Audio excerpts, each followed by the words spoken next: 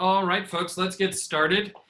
It is day 4 of week 2. It's actually day 3 of week 2 of elementals because of Memorial Day. So we are all about negotiating the deal. We talked yesterday about making and receiving offers, what that looked like through buyers and sellers. And so now it's the part to really negotiate the aspect. This is what we get paid for, right? It's from the purpose of we're not showing homes. We don't get paid the amount of money that we get paid because of opening a door, being a personal shopper. We get paid the amount of money that we get paid because of the activities that we do from contract to close. And so this aspect of negotiating the contract is one of the biggest elements that we do. So understanding the common points of negotiation throughout a transaction. So understanding that the conversation is that the buyer communicates through the buyer's agent, the seller communicates through the seller's agent, and then the buyer's agent and seller's agent communicate with one another. So let's answer some of these questions in the chat box. So how can your ability to negotiate affect the outcome of the deal? Let's go ahead and put that in the chat box and make sure that it is intended for everyone. So make sure that it says to all panelists and attendees. Again, the question is, how can your ability to negotiate affect the outcome of the deal?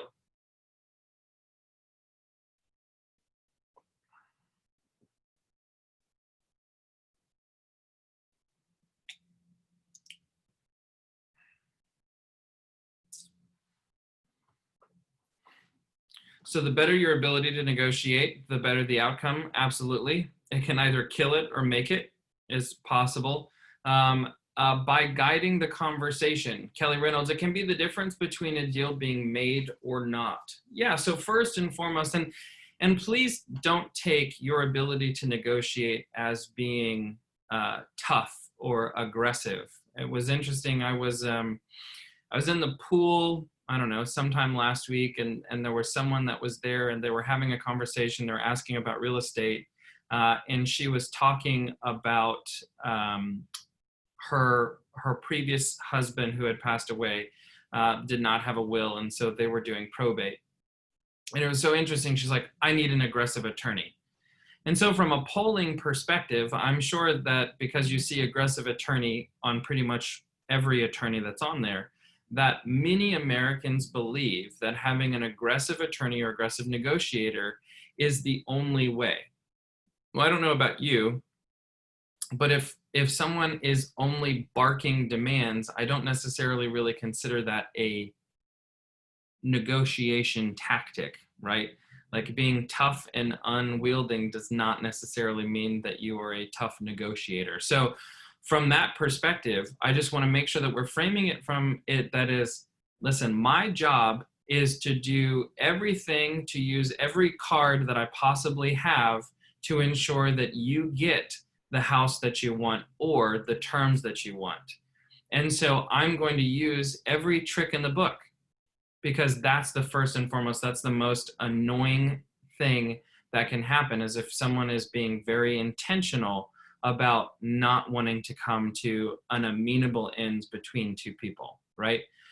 So understanding that it's about making it to the end of the transaction first and foremost, and that, again, if we go to the Y4C2Ts, the very beginning is win-win or no deal.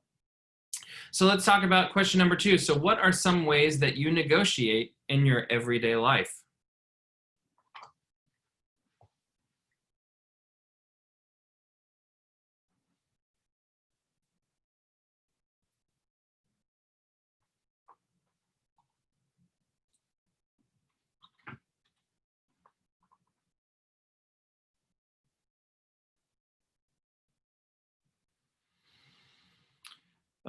Let's see.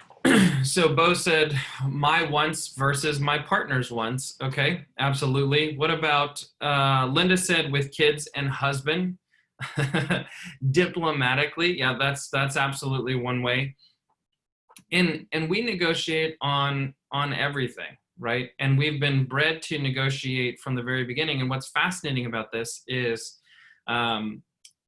Jennifer Orange normally teaches Negotiate the Deal in the original, the OG version of Ignite.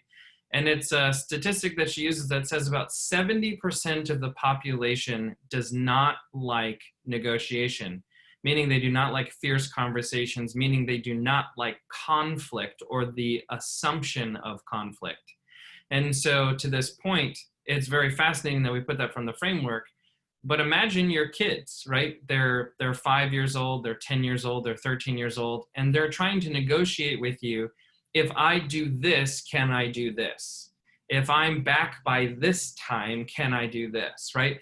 And so we're so ingrained with the idea of bartering, negotiating, that somehow we lose this as we become adults because we're afraid that someone is going to interpret that in a negative way. And societally, and this is not a conversation about societally, but societally, it's from that perspective that we also are in a society where to push back of the status quo, to question the status quo, is seen as being a radical or seen as being irrational. And so the point here is that you have to change your programming, right? So your programming changes your thoughts, which changes your feelings, which changes your outcomes, which changes your reality. We call that PITFAR, and that's PTFAR. I know that you all love that. But it's from this perspective that truly we have to realize that the way that we program ourselves, or the way that we've been programmed, or the way that we reprogram ourselves is going to be half the battle. Because I know that some of the people who are on here, you have the natural tendency to want to make everyone happy. You're a people pleaser. You don't like conflict. You really just want everything to be calm, cool, and collected. And sometimes that's just inevitable. So I want to be very clear with that. So understanding that we negotiate in everyday life, this is just something new, that in order to get what you want, right, I need to get what I want, or vice versa. So what are some skills that great negotiators possess, do you think?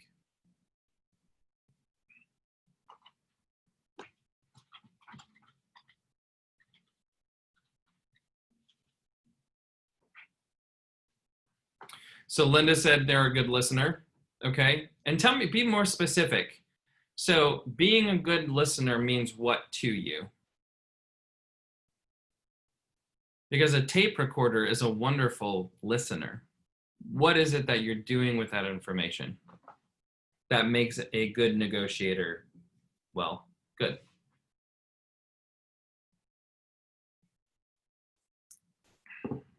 So Kelly said the ability to figure out what is really important to the buyer or seller. Linda said active listening to repeat what you are hearing. Kat said knowing the goal and understanding there are different ways to get there. Absolutely. The ability to process and draw an experience to respond. KMC, could you please put your first name? I have a complete blank on the acronym and I hate just avoiding. Thank you, Kelly. I'm like, who the hell is KMC? Hey, you know me? I'm just kidding. Okay, so understanding this conversation is really important because something that I'm about to say, some people are going to misconstrue it as being negative or evil. Being a good listener means that you can manipulate the situation, right? And everyone like, oh, I hate the word manipulation because that sounds horrible or it sounds abusive. It can be, absolutely. Manipulation in this regard is to be able to take the information that you receive and then rebuild it as a puzzle piece, right? So putting that jigsaw back together so that it's in the image that you are looking for. And so that's why being a good listener equals being a good negotiator, because to Kat's point, you can actually understand the goal and what's most important, right? Most people want the outcome to actually just be that they feel like they're winning. They don't have to win in the same way that they thought that they were going to win. You might be able to propose a better idea or one that's going to be a solution for both parties. And that is manipulating the information so that both people can see, right? Which they didn't because they had only one viewpoint. You have to take them just to a side angle so that they can look at something just slightly differently, right? So Bo said, is it really manipulation if it has a win-win in the end? Yes, but we have a negative connotation to the word manipulation. So I just want to be clear and open. That's why I prefaced with all that stuff, because people feel a certain kind of way about that word. Okay, so then why is it important? So see, Bo has a negative connotation around the word manipulation. So he says, I like a guided convo. Listen, whatever makes you sleep better at night, it works for me. So why is asking questions important when negotiating? Yeah, I'm not saying that you should put in your home seller guide, I'm a great manipulator, right? But I'm just calling it what it is. So definitely making sure that it's there, but I'll get off of it. So why is asking questions important when negotiating? So Linda said, get clarification. Okay. What else? Bo, you know, I just like to pick on you. This would be way more fun and interactive in a classroom setting. So instead it just sounds like a bully because there's no one to banter with, but I know you can take it. So what else? Why are asking good questions important when negotiating? So Linda said, so clients know you're understanding them. Kelly said, shows you're listening and ensures you understand. Absolutely. Bo said, looking forward to getting back into the classroom. Yep, slowly but surely we'll definitely get there.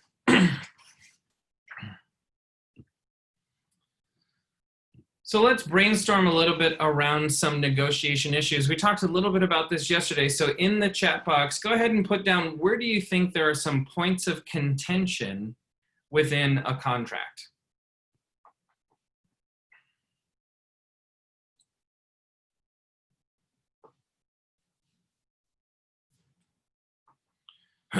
Where to start? Yeah, Kat. So money, yeah, absolutely.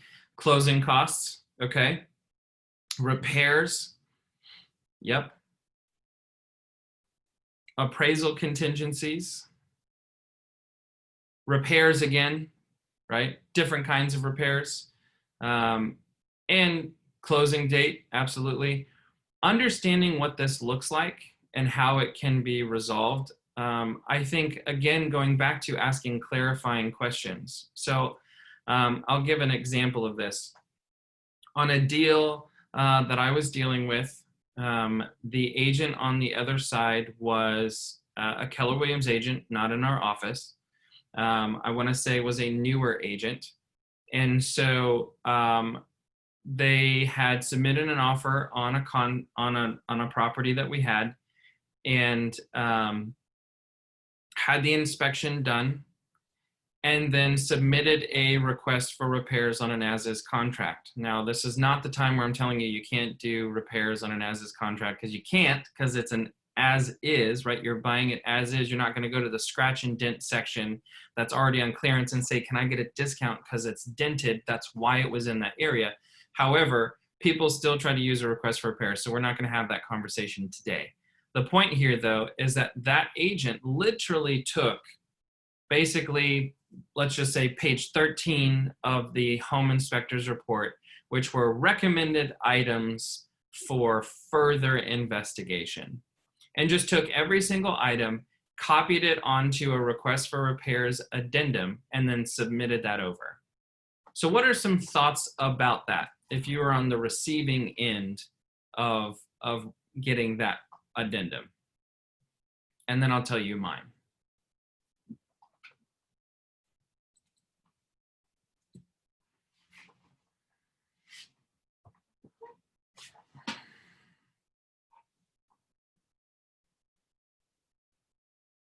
Yeah, so Kat said I can't say that here. Leslie said no, or just to say no, okay. Kelly Reynolds said maybe offer to address only a couple of the items, okay. What else?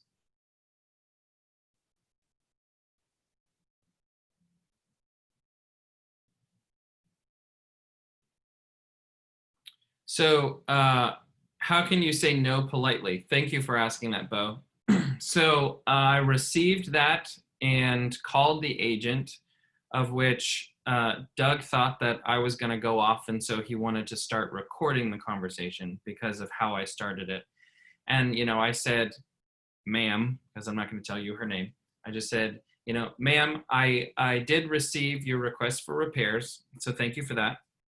I'm curious, in the way that it is formatted, it looks as if you took the entire list of recommended repairs from the home inspector and just threw it into a request for repairs and submitted that over. And she said, uh-huh. I said, okay. So I want to address some of the things that are on here. One is the recommendation for all new windows. The answer is no, because we had priced the home correctly based on the condition of the home and took into consideration the fact that there were not new windows. So by looking at these, let me just get a consensus from you, which is, what on this list do you believe that your buyer would say are deal breakers, right? If we could not come to a terms or get these things repaired, that your buyer would walk away from this deal. And so from a list of about 12 items, she said, oh, well, these were the ones that were really alarming. And there was rat poop in the attic, easy, pest, got it. There was a loose wire hanging from the outside of the house, easily fixed. And then the last one was that the HVAC, when they turned the heat on, it smelt like it was burning. Now, again, for some of you that might be new agents, what you will know here in the state of Florida, especially in the St. Pete, Tampa Bay area, is that we don't use our heat very often. So when you haven't used your heat for quite a while, dust collects. And so when you turn the heater on, sometimes that's actually the burning of dust, that's that smell. So nonetheless, we were still able to say, absolutely, we'll have an HVAC guy come out and look at it. We'll have a pest guy come out, and then we'll make sure that that cord is removed for the safety, absolutely. So we probably went for a request for repairs list that was probably $20,000 to $40,000, including new windows and sliding glass doors, to probably about $1,000 worth of things to do. And that's on the high side, right? And I can't remember how much the pest control was or how much the HVAC guy was. It doesn't matter. So again, this comes to the place where, remember, it's not my decision as the listing agent to say yes or no to a request for repairs. It's the seller's. However, I do not usually, if I find some point of contention, or I think that there's going to be pushback, or quite frankly, I just think that something is stupid, then I will pick up the phone. And I think that's one of the most important things that I can say about negotiation is talk to the other agent. Please talk to the other agent. Have a conversation, ask information. Very rarely is an agent going to keep their lips really, really tight. Most of them do not believe that you're going to use that information to, as Bo would say it, guide the conversation. So it's from that perspective that is, just pick up the phone and ask the questions. Is this a want or a need? What on here is a non-negotiable? What on here is a want, right? So it's from that perspective that is, you can have these conversations in an amicable way that allows for you to gain clarity around, hey, listen, this is the request of repairs that we received, all these 12 items. I did speak to the agent and they said that these were the things that were most important. And so you can condense it down and then have a conversation about that, right? So outside of that, when you talk about price from negotiations, okay, well, what specifically, or how do you feel like maybe we could overcome pricing during the negotiation process? Let's say that you're on the buy side and you feel that the listing agent has listed the property wildly overpriced. How could you ask questions to gain clarity around the purchase price?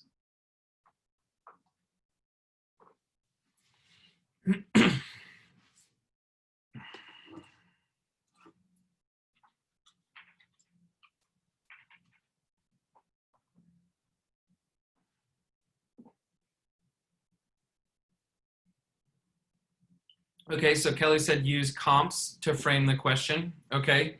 Kelly Reynolds says maybe ask if the seller is motivated. Okay, so just as a point here that I want to point out, if you represent the seller, right? So if you represent the seller, you cannot say that the seller is motivated without getting permission from the seller that you can say that, right? Like I've had some agents on the other side of the phone, they're like, hey, yeah, no, I totally understand that it's overpriced. I mean, she was kind of unrealistic from the very beginning. We haven't received any offers, so please send over anything, and I will give that over to the seller. What's the narrative that that listing agent has said?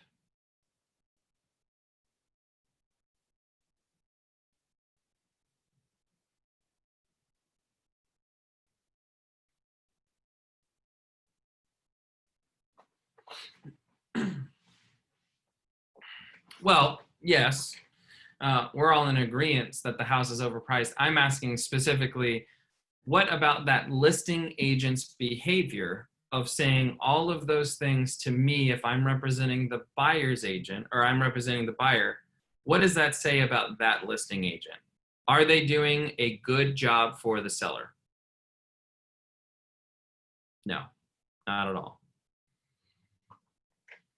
Yeah, Nicole Warner's so passionate about it, she's screaming, no. Yeah, I mean, you really have to have this conversation, which is to understand sometimes we don't run things through a filter, or we kind of think that we are, if you think politically or you're talking with the news reporter, you think you're off the record. Folks, you are never off the record when you're speaking to someone who is helping with the other party. So the words that you use, please make sure that if it was in an email or if it was CC'd to the seller or the buyer, that you are saying the right things at the right time, right? And so running yourself from that perspective, I think, is very, very important, okay? Bo, you said, could you role play at some point how you would pose that to the client? Pose what to the client, if you would specify for me, please? So to some of you that you had made suggestions about it being CMA verified, you can say, maybe you have that conversation with the listing agent. You say, Kat, I really like the property. My client really likes the property. I think they're going to be in a place where they want to make an offer. However, I'm having difficulty seeing the comps, right? So I'm trying to do a CMA for my client to justify the price, and I'm having a little bit of difficulty. Do you mind sharing with me the CMA that you did or the properties that you used to comp out so that I can give that information to my buyer so that they feel comfortable about making this purchase? What did I do there?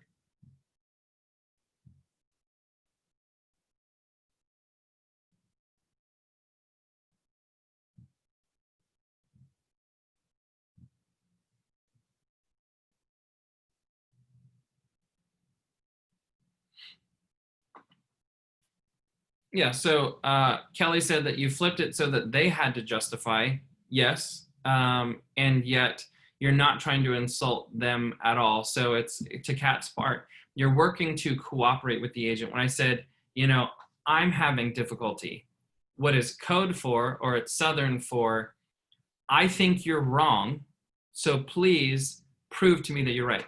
But in a very Southern charm way, you're saying, I'm having difficulty finding some comparables that are supporting this. Could you do me a favor? Could you share with me some of the comps properties that you used to help you list this so that I can deliver that to my buyer so that they feel confident about putting an offer on this home? Right? So I'm shifting blame. I'm the one who doesn't understand, and my buyer really needs this verification in order to justify the purchase price. Of which, if the agent cannot supply, then again, it wasn't your recommendation that the buyer come in lower. It's that based on the numbers that I can find, this is the answer of where we're at, right? So having that conversation, I think, is wildly important. And you can find that there's a lot of things that are here. So before we move on, I do want to answer. So Bo said, so that you don't want to insult the seller, asking them the question of, how do I tell another agent that they're motivated?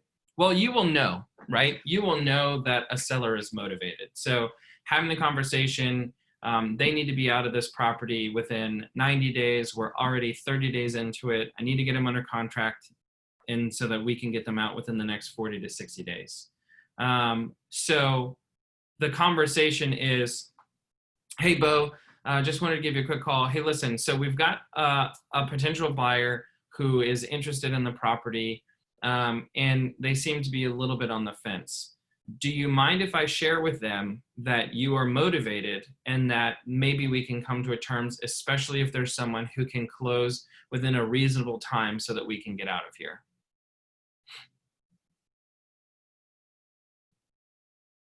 Yeah. So, and to Kat's part, Kat said, Michael, please define motivated. If a seller has their house on the market, clearly they are motivated to sell. That is true. And so when we're talking about disclosing that someone is motivated, what we're talking about is from the perspective that is, there is a time constraint. Maybe they are under contract on another property. They don't want to lose out on that property. And so therefore, they need to sell this property beforehand. They put themselves in that pickle, but they found, you know, that perfect dream home even before they were even looking. And so they have a certain time frame, and we have a deadline. So sharing that deadline with someone might mean that the seller is also, within reason, willing to do a little bit of a flash sale, a little bit of a discount to ensure that they get what they want. Again, making sure that it's a win-win. Understanding that when you see something that says seller motivated, that's like putting the clearance sticker on a house in my mind as a buyer's agent, right?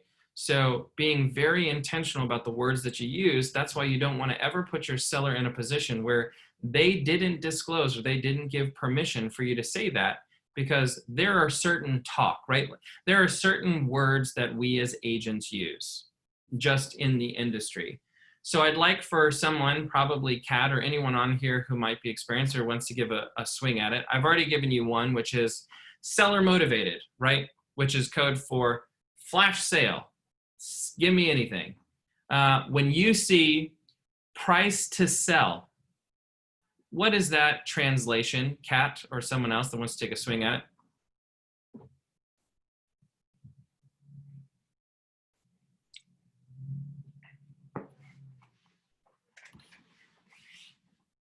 So Kat said it's price below market. Okay.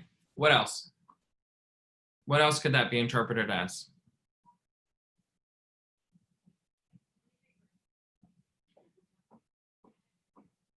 Yeah, absolutely. So understanding that it's from this perspective that is, do not come at me with any offer less than what we're doing, right? Priced to sell means, no, not even necessarily needs to sell. Price to sell means don't come at me with some discounted price. That is how we have it offered, right? So understanding it's from that perspective that there are little things that you're going to find that people are going to be using in their language that is code. And so you can also be in trouble when you do certain aspects of this, right? So please understand. Yeah, another one, Kat said fixer upper or investor special, right? When you see investor special, it means get ready because there's a reason why it's priced the way that it is, right? Yeah, the handyman special needs work, TLC, right? Tender love and care because they've been in an abusive relationship with the past owner for the last 40 years. You're right. So understanding that there are some of these words that we use, you absolutely have to be very intentional with the words that you use, right? Okay, so understanding that common points of negotiation, of course, include price and the actual terms. We've kind of been going in depth on some of these topics, so that can absolutely happen. Using negotiation tips to respond to common points. Again, we've kind of been using this exercise for the last 15, 20 minutes to do that. So I don't think that we need to go super in depth on here. but understanding what this looks like by examining the 3P approach, right? So of course, we have to prepare, present, and then position. So understanding that negotiation is a skill that can be learned and perfected with experience, and that it is the best practice for negotiating and bringing the buyer and seller together is this 3P approach. So understanding that by preparing, we must learn, we must know what is the goal, what's the goal of the client, anticipating needs by thinking ahead, setting clear expectations on this is what's going to happen, this is what could possibly happen, making sure that someone is making an informed decision based on data. We want to be informed so that we can then inform our client. So that's absolutely true. And then of course we want to obey the laws, obeying the laws of things that you can and cannot disclose, right? Limited confidentiality, understanding the rules of how to interpret certain aspects of this, what can be said, what can't be said. So we want to be very intentional about that. By the actual doing from the preparation stage is there is a scenario in the student guide, the participant guide for today's class that you can go back through and learn through that Google Drive, and I will send that link to you so that you can go through this process. We're not going to do it right now because I want to be mindful of time. But understanding that you need to call the other agent, right? Pay attention to the nonverbal cues, like what I've been saying to you. Are they being very talkative? If they are, then allow them to talk. Keep quiet once you present an offer, right? The first person who speaks loses. So make sure that you say, these are the terms. Not, these are the terms, and I completely understand if the seller doesn't want that. We'll absolutely work with them, right? That's number one. Number two, another one that I love is when people say, we are absolutely expecting a counter. So why did you even make the offer, right? Like, why did you make the offer if your intention is to immediately expect for the seller to bring you up? And since you're expecting a counter, that means that you're willing to already come up in price. Listen carefully to what is important to the other party, right? So thank you so much for the offer. I really appreciate it. Now tell me, from the things and the terms that are here, what's most important to your client? Is price most important? Is time to closing most important? Is the inspection period important? What are some of the aspects of this offer that are the most important to your client? Always stay calm and relaxed, even if it's an absolutely ridiculous offer or it is a horrible request in an inspection report. Again, just making sure that you go, thank you so much, I appreciate it. Please help me understand, right? I use that all the time. Please help me understand kind of what your buyer was thinking through this offer so that I can get a better understanding, right? Because remember, seek first, understand. That is the rule for communication. We're going to then focus on the customer's needs, right? It's not about your opinion. It's not about the buyer's agent's opinion. This is not an episode of $1 Million Listing on Bravo. You don't have a camera, reality TV right in your forehead. So understanding it's from that perspective that it's not about you and you being boisterous or you being the person who's showing that you're an aggressive or top dog. It's not really serving anyone but you and your ego. So take your ego out of it and make sure that you're putting the client first, right? Because remember, that's the first C of the Y4C2Ts, that customers always come first. Again, focus on the customer's needs and then give your offer the best chance. And that again comes back to the perspective of, hey, Bo, congratulations, we received an offer, right? As opposed to, hey, Bo, just wanted to let you know we did receive an offer. I know it's not exactly what you were looking for, right? Making sure that you're always positioning your offer in the best chance possible. Absolutely.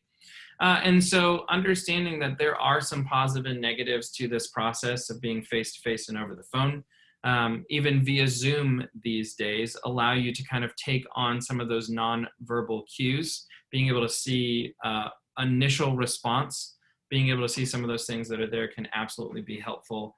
What do you think are some negatives to a face-to-face presentation of the offer as opposed to over the phone?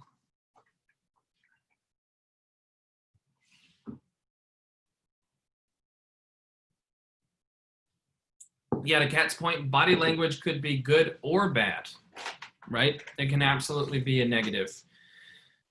What else? What else could be negative about being in face-to-face?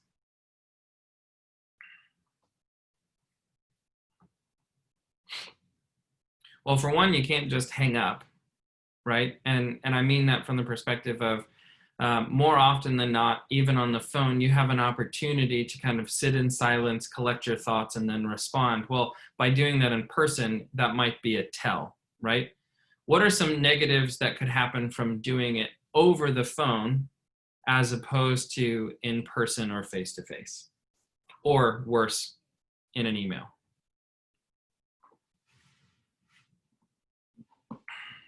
Yeah, so we're missing body language. You can still definitely hear inflection in voice. You can hear tone of voice.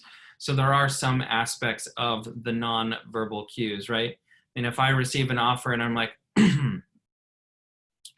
well, you can still pick up on those non-verbal cues of the clearing of the throat or the way that it is responded to, the speed at which I respond, whether I have my heart rate is raised or someone laughs, right? I mean, there's multiple things that can happen when presenting an offer. So being very intentional about what those positive and negatives could be, right? So this is one of the things for face-to-face. You can have open gestures. You can be sitting back. You can have open arms. You can have crossed arms or lack of eye contact, right? And I remember from a very young age, my aunt said that I used to not make eye contact with people. And she says, when you don't make eye contact with someone, it looks like you have something to hide.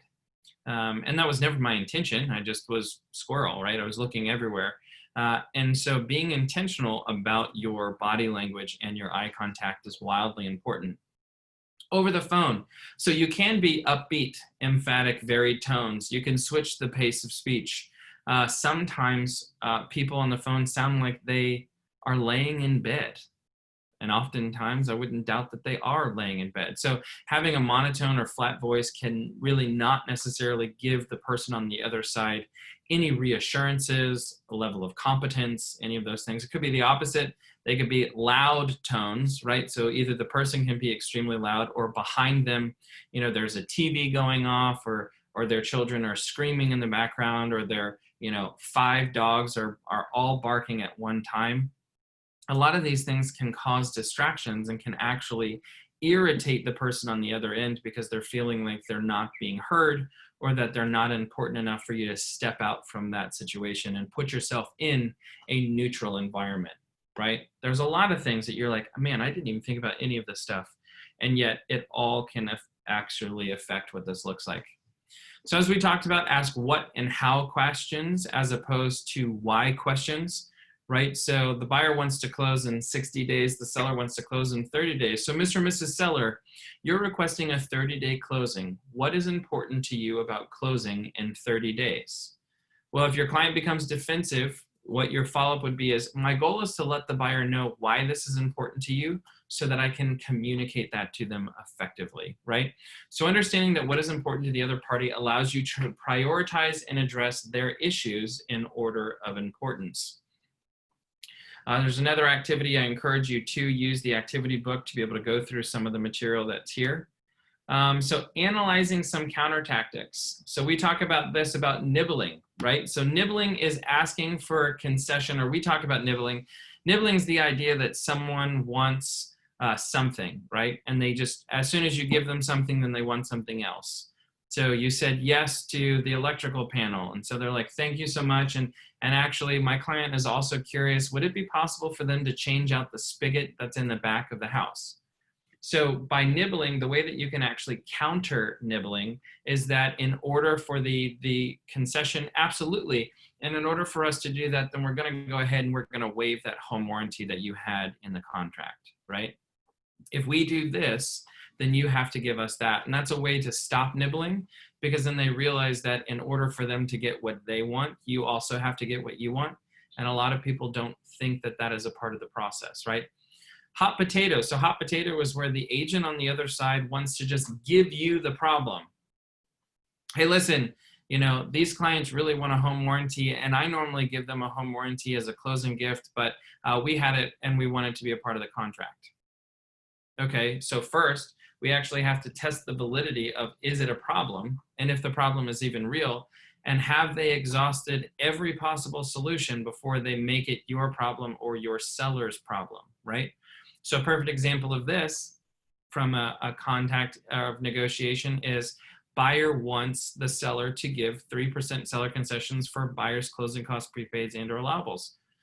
So why is my client the seller, right? Why is the seller going to be on the hook for paying your buyer's closing costs because your client can't afford to buy a home? I don't understand why my seller needs to lose their net, right? Their hard-earned equity because your client just didn't plan correctly to do this. So my question is the closing cost a want or a need? Is it something that they thought about possibly rolling into the appraised value and financing it over 30 years? Have they spoken to anyone in the family as a possible closing gift, right? Whatever that might look like. And then another one that we quite frankly avoid more often than not is the good guy, bad guy. So this is the idea that, you know, they try to come to you, and so you can use this as having someone as one agent is the good person and then the other one's a really tough one, is call them out on it. If it continues, then attribute what the bad guy says to the good guy, turn them against one another. And this is likely to diffuse the tactics because you now have two bad guys because they're both realizing that what one person says as a team they have to honor. So we've talked about this quite a bit, and so understanding that the 3 Ps, right? So to prepare, to present, and then to position is one of the best things that we can do about the negotiation process. And in any form of communication, we must seek first to understand, absolutely. So asking those wonderful questions, those how questions, those what questions to get in front of someone and really get the best information that you can possibly get from them is the best way that you can then present and position yourself. So let's have a conversation, some ahas from this process. How has your thinking changed? What ideas or mindsets were new for you? What was meaningful for you today?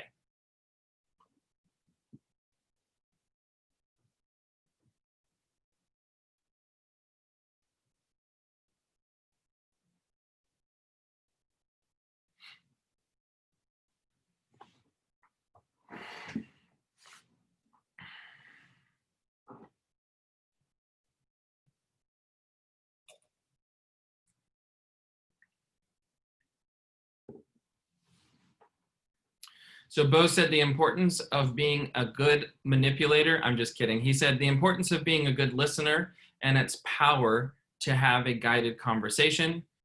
Kelly said, make sure to ask questions to both your clients and the other agent during the negotiation process. Kelly loves the question, is that a want or a need? Yeah, I mean, just asking that simple question. Now listen again, I'll preface, the agent on the other side does not need to clarify that for you. It's a part of the offer. However, I find that most agents will give up that information, which can definitely frame it to whether or not I can deliver, right? Under promise and over deliver if possible. What else? What else did you learn? What was meaningful for you today? And then what activities or behaviors are you going to change or incorporate into your business from listening to these negotiation tactics? So Linda said she likes how you say, I'm having difficulty understand, please help me understand this frame, or please help me understand their thinking so that I can then translate that back. Absolutely. Kelly said, not speaking after presenting an offer. Listen as long as they'll talk. Remember, the first person who speaks after an offer has been done or a close has happened loses. So it's definitely about that. What's most important to your client? Absolutely. Those are all great points. Okay, so it is 10 o'clock, right? It's 9:59. I'm going to talk for another minute. So it is 10 o'clock, which means that now is the time to be focused on meeting with your script partner. We're going to spend from 10 until 10:30 working with our script partner. So please make sure that you have your script partner ready. I'm going to go ahead and share that link with you for the Google Drive so that you can go in and grab all of the participant guides, including the one today, if you'd like to go back and do any of those activities. If you have questions, put them in the chat box. If you find that your script partner is not here today, please go into the script or in the chat box and say, hey, I need a script partner. Do not just use this 30 minutes to go do something else. This is a wonderful opportunity for you to be honing in on your craft and your scripts, right? So 10 to 10:30, we're gonna come back here at 10:30, see if there is anything that you want to role play, and then we'll get into our lead generation. All right, talk to you soon.